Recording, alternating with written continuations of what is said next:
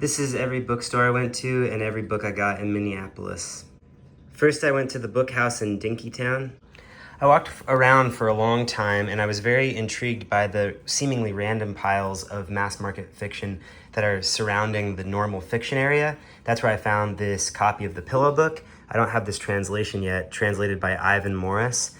I have the Meredith McKinney one, and I don't have a mass market paperback of this. It was in really good shape. It was really kind of bright pages, good supple binding, and I liked the idea of getting a different selection and arrangement of the fragments that make up the Pillow Book. Well, it's not right to call them fragments of the pieces that make up the Pillow Book, of the parts of the Pillow Book.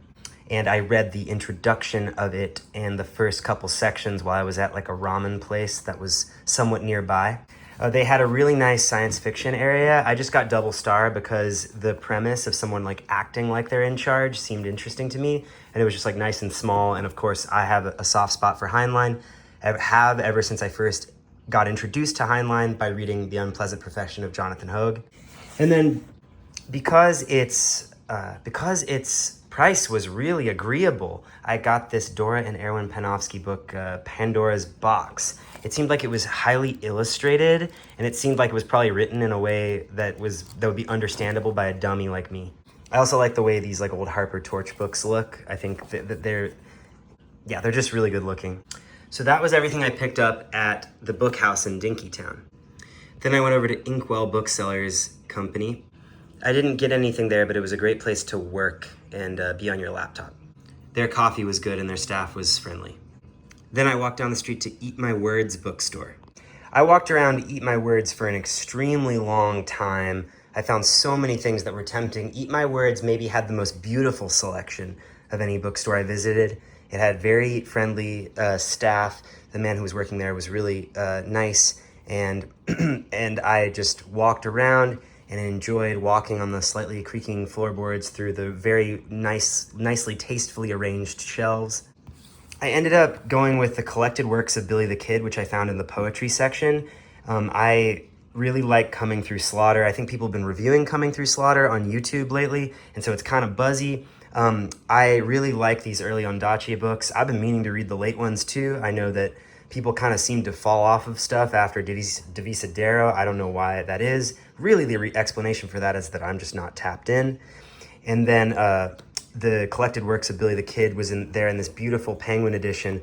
I feel like I've seen other books of this era packaged in a similar way with like a similar kind of very textural art style. I really love the attention to texture here, and the blurbs on here are really winning. They're from Annie Dillard and Larry McMurtry. I mean, look at that, the cacti here on the back. It's just really well done. And of course, the price on this was really agreeable, so I thought I'd pick that up. Unbelievably, this was at the 50-cent area in the front. I am currently reading A Chance Meeting by Rachel Cohen, and so I've been getting really more into Henry James as a person.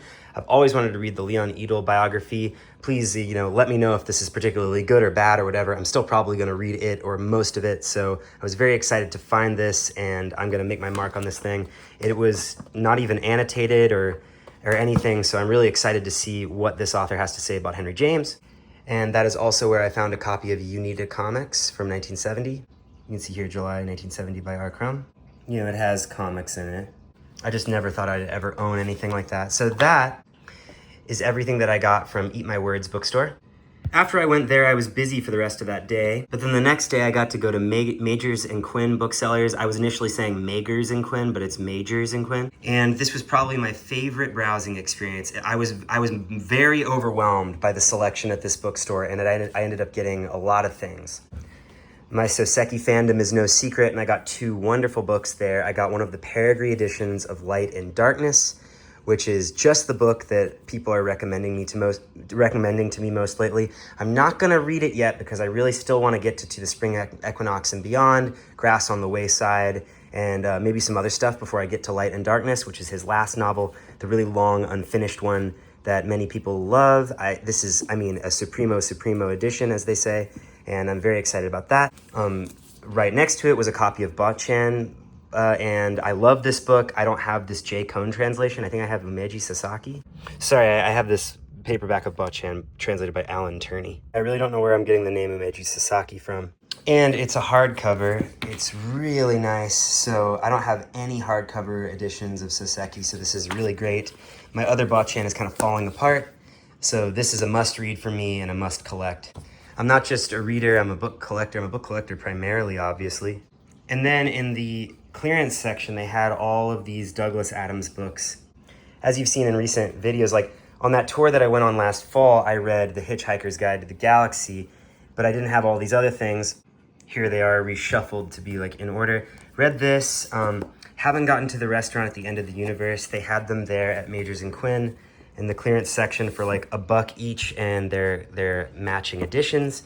They had this beautiful kind of pan edition, which is like a British thing, I think, of So Long and Thanks for All the Fish. This is probably my favorite that I found.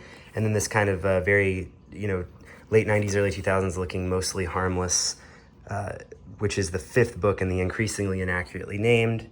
The Increasingly Inaccurately Named trilogy. I always loved that little bit of copy that they came up with for this. Now I'm a proud owner of a complete set, right? And I liked having the little standalones as opposed to the big kind of thick, every Hitchhiker book in one unit. So I was really happy to find this, and this was not much of an expenditure. So these 4 Douglas Adams books and these great Soseki collection editions were all that I purchased at Majors and Quinn Booksellers. Lastly, I went to Boneshaker Books. I got a copy of this Knut Hamsun book that I had never heard of before, published by Sun and Moon Classics in 1985. And I got this really nice chapbook called Lightning in the Middle of the Day by Eva Moe. I navigated to Eva's website afterward. I made like notes on the poems as I was reading them. I had a really good time reading this at Bob's Java Hut down the street.